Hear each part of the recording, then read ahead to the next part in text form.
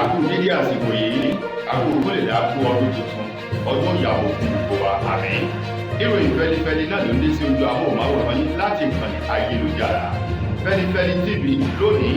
tí í ṣe ọjọ́ ajé ọjọ́ kìíní nínú oṣù kìíní ọdún 2024. Fúnmi Adénúgà ni oníròyìn. Síwájú kẹ́ tó gbọ́ ìròyìn ọ̀hún lẹ́kùnrẹ́rẹ́ ẹ jẹ́ ká dé òkè lọ́hùn-ún tá a bá padà dé kí ìròyìn kó wa máa tẹ̀sí ọwọ́ iwájú ẹ kú kalẹ̀.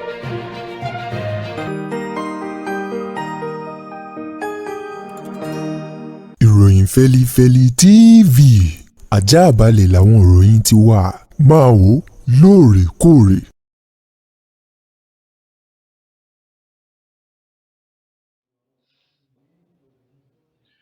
Ẹ káàbọ̀ padà ìròyìn Feli-feli ọ̀hún rèé lẹ́kùnrẹ́rẹ́. Àgbà ọ̀jẹ̀ nínú òṣèlú tóun náà ti fìgbà kan jẹ́ ọ̀kan nínú àwọn olùdarí ìṣàkóso ní orílẹ̀-èdè wa Nàìjíríà tẹ́lẹ̀tẹ́lẹ̀ rí Olóyè Edwin òun ló ti sọ̀rọ̀ jáde báyìí sí ìjọba àpapọ̀ pẹ̀lú ọ̀rọ̀ àmọ̀ràn eléyìí tó fi gba ààrẹ Bọ́lá Ahmed Tinubu lámọ̀ràn fún ọ̀rọ̀ ìkíni ọdún tuntun èyí tó gbé jáde lánàá tí í ṣe ọjọ́ Sunday tí í ṣe ọjọ́ 21 èyí tó kẹ́yìn sínú oṣù kejìlá ọdún 2023 níbi tí Olóyè tó ti wòye bí orílẹ̀-èdè Nàìjíríà ipò àti àyè tó wà lọ́wọ́ báyìí gẹ́gẹ́ bí ìṣó eléyìí tó ń gún èèyàn lẹ́sẹ̀ tó sì jẹ́ ìṣòro tó ń kan ọ̀pọ̀lọpọ̀ àwọn ọmọ orílẹ̀-èdè Nàìjíríà lóminú. Níbẹ̀ ló ti gba ààrẹ Bọ́lá Ahmed Tinubu lámọ̀ràn wípé ọ̀nà àbáyọ kan ṣoṣo tó lè mú àyípadà bá orílẹ̀-èdè Nàìjíríà ní àtúntò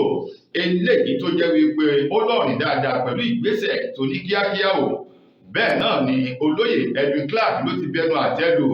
ìṣekúpani tí àwọn agbébọn tí wọ́n ṣe ní àyájọ́ Sunday ọdún kérésì kù ọ̀la èyí tó wáyé ní Bokos Barinkin ní Plateau eléyìí tí àwọn agbébọn ọ̀hún tí wọ́n pa àwọn èèyàn tó dín díẹ̀ ní ìgbà ní kérésì kù ọ̀la èyí ò nínú oṣù kejìlá ọdún 2023. Ó wá ní báyìí iyán ti di àtúgún bẹ́ẹ̀ sì ni ọbẹ̀ náà ti di àtúnṣe. Ó ní Bọ́lá Ahmed Tinubu tó jẹ́ ààrẹ ní orílẹ̀-èdè Nàìjíríà olóhùn rántí ìgbà tí bàbá òun bẹ gẹ́gẹ́ bí ọ̀kan nínú àwọn ọmọ aṣòfin àgbà ní orílẹ̀-èdè Nàìjíríà tẹ́lẹ̀. Ó ló jẹ́ kan nínú àwọn aṣòfin èyí tó ń pè fún ìdásílẹ̀ àti àtúntò orílẹ̀-èdè Nàìjíríà. Ó ní bákan náà ní ìgbà tó di gómìnà ní ìpínlẹ̀ Èkó fún ọdún 8 èyí tó lò lórí àga gómìnà ní Tinubu ń tẹnumọ́ fún ìjọba àpapọ̀ láti ṣe àtúntò ìṣàkóso orílẹ̀-èdè Nàìjíríà. Ó wá ní báyìí ọ̀bẹ ọ̀hún ó ti ń bẹ lọ́wọ́ Tinubu láti lo ìdá náà dáadáa fún ti ọ̀bẹ tó mú dání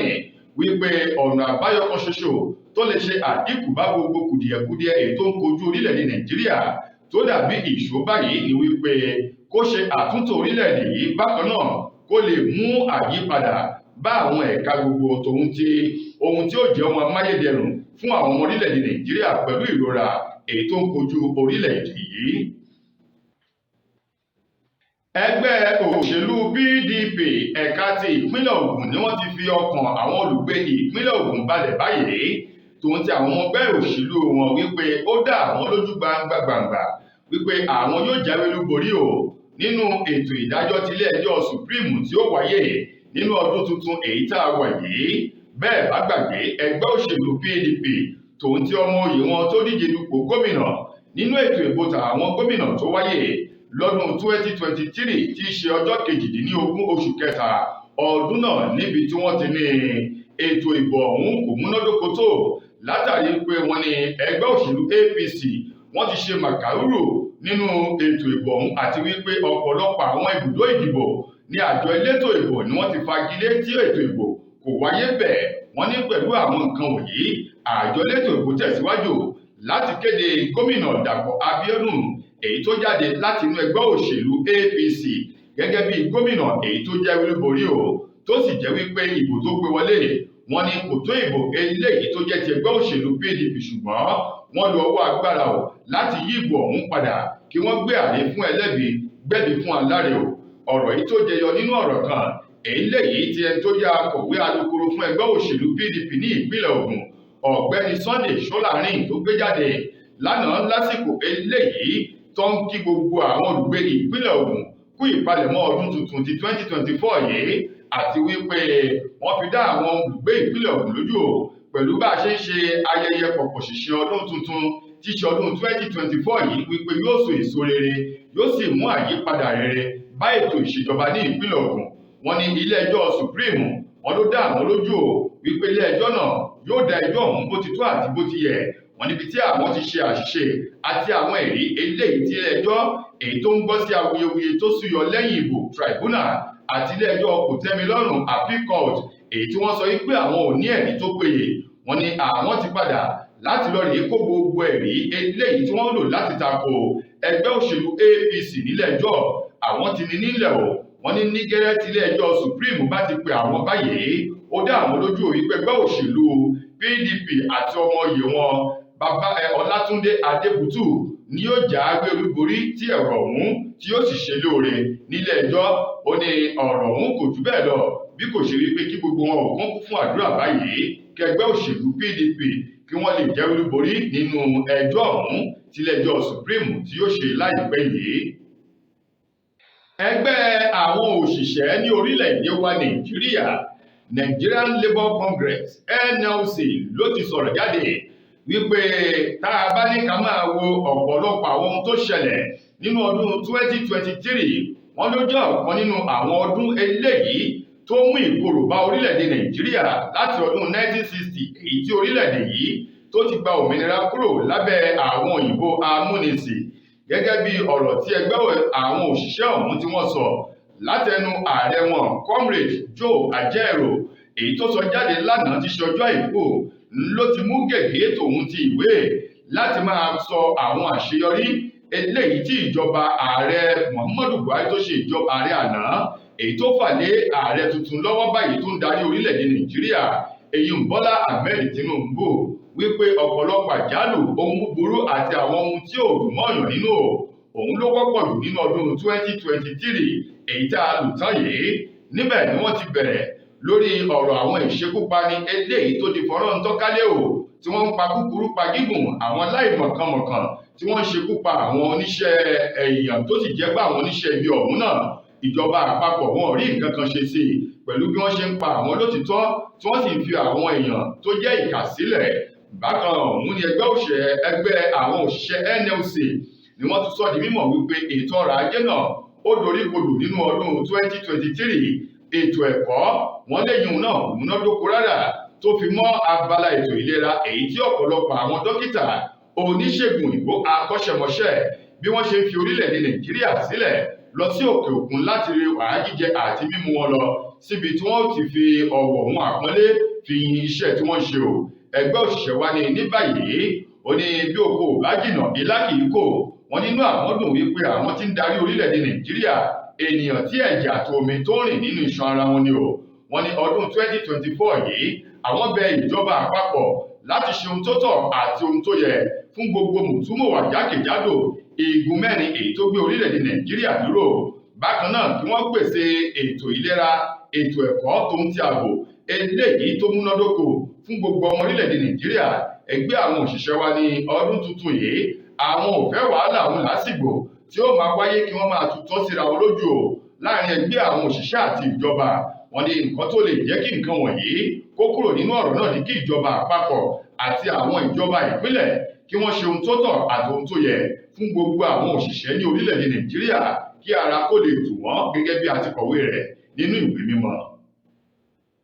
Ṣé Yorùbá bọ̀ wọ́n lóhun tó bá dunni báyìí náà ní pọ̀ lọ́rọ̀ ẹni àti wípé iná ò tán lórí ẹ̀jẹ̀ ò tán lè kán ni o. Àwọn àgbààgbà ní orílẹ̀-èdè Nàìjíríà pàápàá jù lápá gúúsù ìwọ̀ oòrùn orílẹ̀-èdè yìí ni wọ́n ti pe àkíyèsí ìjọba àpapọ̀ sí gbogbo àwọn nǹkan àjálù èyí tó ṣẹlẹ̀ nínú ọdún 2023 wípé ọdún tuntun rèé ẹ jẹ́ kí gbogbo aṣọ ìṣí kó bá ọdún èṣí lọ ká sì pàràgàtìkà ká gbọ́ gẹ́gẹ́ báyìí. Wọ́n ní ká gbé omi lákaná o láti lè rí dájú wípé wọ́n ṣe ohun tó tọ́ àti ohun tó yẹ fún gbogbo àwọn ọmọ orílẹ̀-èdè Nàìjíríà nínú ọdún tuntun tí ṣe ọdún 2024 yìí. Ọ̀rọ̀ yìí ló jáde látẹnu àwọn àgbààgbà nílẹ̀ Yorùbá láti ìpínlẹ̀ Èkìtì níbi ìpàdé àwọn lẹ́nulọ́rọ̀ tápá gúúsù ìwọ̀ oòrùn ilẹ̀ yìí tí wọ́n ṣe tó wáyé nínú òpin ọ̀sẹ̀ yìí tó kọjá yìí. Bákan náà ń lọ̀rọ̀ ṣe ṣe rí o láti ẹnu Alhaji Atiku Abubakar ọmọoyè èyí tó díje dupò ààrẹ nínú ètò ìbò àwọn ààrẹ èyí tó wáyé lọ́dún tó kọjá nínú oṣù kejì láti inú ẹgbẹ́ òṣèlú PDP. Níbẹ̀ l'Atiku Abubakar ló ti sọ̀rọ̀ wípé ọdún 2023 yìí jẹ́ ọdún àkọsílẹ̀ eléyìí tó burú jáyì nínú ìtàn orílẹ̀-èdè Nàìjíríà látàrí bí nǹkan ti wọ́n gógó, bí àwọn agbébọn rìn, àwọn ajínigbé àti àwọn tí ń so ìhà ogun mọ́ra bí wọ́n ṣe ń pa kúkúrú tí wọ́n ń pa gígùn ní orílẹ̀-èdè Nàìjíríà. Kò ṣàmẹ́nubà ìṣẹ̀lẹ̀ èyí tó ṣẹlẹ̀ nínú ilé ìjọsìn kan nílùú Ọ̀wọ̀ ní ìpínlẹ̀ Oǹdó. Bákan náà l'Atiku Abubakar mẹ́nubà ìṣekúpani èyí tó wáyé o nínú oṣù kejìlá ní ìpínlẹ̀ Plateau àti bí àwọn ajínigbé bí wọ́n ṣe ń jí àwọn ènìyàn gbé ní orílẹ̀-èdè Nàìjíríà tó ń ti ìkọlù tí àwọn agbébọn rìn tí wọ́n ṣe sílé àwọn ènìyàn jàǹkànjàǹkàn ní orílẹ̀-èdè yìí. Kò ṣàì sọ̀rọ̀ nípa ètò ìbò ọdún 2023 gẹ́gẹ́ bí ètò ìbò eléyìí tó ní àkọsílẹ̀ búburú gbà nínú ìtàn àwọn tí wọ́n dìbò àti àwọn tí wọ́n ṣe kò kárí ìbò ní orílẹ̀-èdè yìí. Alhaji Atiku Abubakar èyí tó náà darapọ̀ mọ́ àwọn àgbààgbà lápá gúúsù ìwọ̀ oòrùn orílẹ̀-èdè yìí níbi tí wọ́n ti wá rawọ́ ẹ̀bẹ̀ sí ìjọba àpapọ̀ wípé nínú ọdún tuntun yìí ọmọ orílẹ̀-èdè Nàìjíríà wọ́n retí èso rere eléyìí tí igi ìjọba àpapọ̀ yóò so fún àwọn ọmọlẹ̀ yìí, pàápàá jù tá a bá ń sọ ò wọ́n ní láti ìgbà tí wọ́n ti yọ ẹ̀kún owó orí epo èyí tí ààrẹ Bọ́lá Tinubu kéde rẹ̀ nínú oṣù karùn-ún tí í ṣe ọjọ́ 29 ó ní láti ìgbà náà ní nǹkan ò ti fararọ ní orílẹ̀-èdè yìí tí ara sì ní ọ̀pọ̀lọpọ̀ àwọn ọmọlẹ̀ yìí láti jẹ oúnjẹ mẹ́ta yóò ó di ogun ó di wàhálà. Àwọn àgbà yìí wá sọ̀rọ̀ wípé ètò ẹ̀kọ́, ètò ìlera, ìwòsàn eléyìí tí ó fún àwọn ọmọ Nàìjíríà ní ìdùnnú àti oúnjẹ tó ń ti ètò ọrọ̀ ajé eléyìí tí ó jẹ́ ọ̀kan gbòógì tó máa múnádóko ní ilẹ̀ adúláwọ̀ àti lágbàńlá ayé o kí ìjọba àpapọ̀ gbé ìgbésẹ̀ lórí rẹ̀ ní ti kíákíá bí ọwọ́ ṣe gbọdọ̀ pẹ́ ní sáà kéèké bí omi gbígbóná ṣe gbọdọ̀ bí kò ṣe gbọdọ̀ pẹ́ ní ẹnu. Lábala ìròyìn eré ìdárayá, gbajúgbajà òṣèré sinimá àgbéléwò orílẹ̀-èdè òyìnbó ní orílẹ̀-èdè wa Nàìjíríà Kate ló ti sọ̀rọ̀ jáde wípé bóun ti wà yìí wọ́n bá sọ nínú àwọn ènìyàn tí ó máa ń gbọ́ orin David Adeleke tí gbogbo èèyàn mọ̀ sí Davido. Olóhùn jẹ́ kan pàtàkì nínú wọn ṣùgbọ́n òun ò sí nínú àwọn olólùfẹ́ Davido. Kate tó sọ̀rọ̀ náà lórí ètò kan ní ìgbà tí wọ́n fi ọ̀rọ̀ wá lẹ́nu wò ló sọ di mímọ̀ wípé lára àwọn ìwà àìbìkítà àìní àpọ́nlé fún àgbàlagbà eléyìí tí Davido tó hù sí òun níbi àpèjẹ patí kan èyí tí wọ́n ti pàdé tó sì rí òun lórí ìjòkó tó fojú pa òun rẹ̀. Ó ní lọ́jọ́ tí ìṣẹ̀lẹ̀ yìí ṣẹlẹ̀ ó jẹ́ nǹkan tó ba òun lọ́kàn jẹ́ jọjọ wípé ìwà ìgbéraga ń ló wọnú Davido bí kò bá ṣe bẹ́ẹ̀ ta ni ó rí erin tí ó sì rí àjànàkú tí ó sọ wípé òun ò rí nǹkan kan. Ó ní níbi tí ọ̀pọ̀lọpọ̀ àwọn ènìyàn tí wọ́n ti ń kí òun tí òun náà sì ń kí wọn. Ó ní lásìkò náà ni Davido wọlé tó fojú pa òun rẹ̀ o. Ó ní láti ìgbà náà lòun ti ń rí Davido gẹ́gẹ́ bí ẹni tí ò ní ọ̀wọ̀ tí ò sì ní àpọ́nlé lára bí ti ń hù kó kéré mọ́tò fún àwọn aṣíwájú ni. Ó láàmú tí wọ́n bá ń sọ̀rọ̀ nínú àwọn ènìyàn tó ń kọ orin ó ló ní àwọn ọ̀pọ̀lọpọ̀ orin èyí tó ní ọgbọ́n nínú tóun sì máa ń gbọ́ orin rẹ̀ ṣùgbọ́n òun ò sí nínú àwọn olólùfẹ́ rẹ̀ eléyìí tó fọ́ fún tàbí tó kó jẹ́ o. Gẹ́gẹ́ bí Kate bó ti sọ̀rọ̀ ọ̀hún lórí ètò náà lákòótán nínú ọ̀rọ̀ rẹ̀ ó wá gba Davido àti àwọn akọrin tàkasùfé lámọ̀ràn láti máa bọ̀wọ̀ fún àgbàlagbà láti máa ṣe àpọ́nlé fún àwọn àgbàlagbà kí wọ́n sì ní ọ̀wọ̀ tòun ti ìtẹríba fún àwọn ará aṣíwájú kọjọ́ alẹ́ tiwọn náà kó lè gùn kó sì lè dán fún wọn o. Gẹ́gẹ́ bí Kate bó ti sọ̀rọ̀ ọ̀hún lédè lásìkò tí wọ́n fi ọ̀rọ̀ wá lẹ́nu wò lórí ètò náà. Ikọ̀ agbábọ́ọ̀lù Liverpool lórílẹ̀-èdè Gíláńdì lọ́hùn-ún ló ti fi ìfẹ́ hàn sí ọmọ agbábọ́ọ̀lù eléyìí tó ń gbábọ́ọ̀lù jẹun fún ikọ̀ Crystal Palace ní orílẹ̀-èdè England tó tún jẹ́ ọmọ orílẹ̀-èdè England ọ̀hún tóun náà ti wà nínú àwọn ọ̀jẹ̀wẹ́wẹ́ tí ọjọ́ orí wọn wà lábẹ́ ọdún 21 èyí tó gbábọ́ọ̀lù tẹ́lẹ̀ rí fún orílẹ̀-èdè Faransé o under 21 ọ̀hún èyí hùn Michael Olise oníkọ̀ Liverpool ti ń fi ìfẹ́ hàn báyìí láti gbé ọmọ agbábọ́ọ̀lù náà láti wá darapọ̀ mọ́ wọn ní ìgbà tí ọjà pàṣípààrọ̀ tí wọn yóò ṣílẹ̀kùn rẹ̀ sílẹ̀ nínú oṣù kìíní ọdún 2024 tá a wà yìí. ẹni tó jẹ́ akọ́nimọ̀ọ́gbá fún ikọ̀ Liverpool ló sọ̀rọ̀ jáde wípé àwọn nílò ọmọ agbábọ́ọ̀lù ọ̀hún Michael Olise láti máa darapọ̀ mọ́ wọn nínú ikọ̀ Liverpool wípé bí ọmọ ọ̀hún bá darapọ̀ mọ́ Liverpool ó lóun ní ìgbàgbọ́ wípé yóò túbọ̀ ṣe àfikún agbára fún àwọn agbábọ́ọ̀lù ọ̀hún tó ti wà ńbẹ̀ tẹ́lẹ̀ yóò sì lè jẹ́ kí àwọn túbọ̀ máa jẹ́ olúborí sí i nínú àwọn ìfẹsẹ̀wọnsẹ̀ wọn gbogbo gẹ́gẹ́ bí ọ̀rọ̀ ọ̀hún ti jáde. tó ẹ̀yin ará ìròyìn fẹ́lifẹ́li kò ní jù báyìí lọ títí di ojúmọ́ ọ̀la tẹ́tùmọ́ láǹfààní sí ọ̀tún ìròyìn míì mo gbà á ládùúrà wípé ilé òní ilé wa ọ̀nà nínà wá o ayọ̀ ọ̀hún àlàáfíà láti lọ ọdún ìjálẹ̀ akú ọdún akú ìyèdún ọdún ayàwó fún gbogbo wa Fúnmi Adénúgà lẹni tó mú ìròyìn wá sí ojú amóhùnmáwòrán yín ẹ ṣeun gan.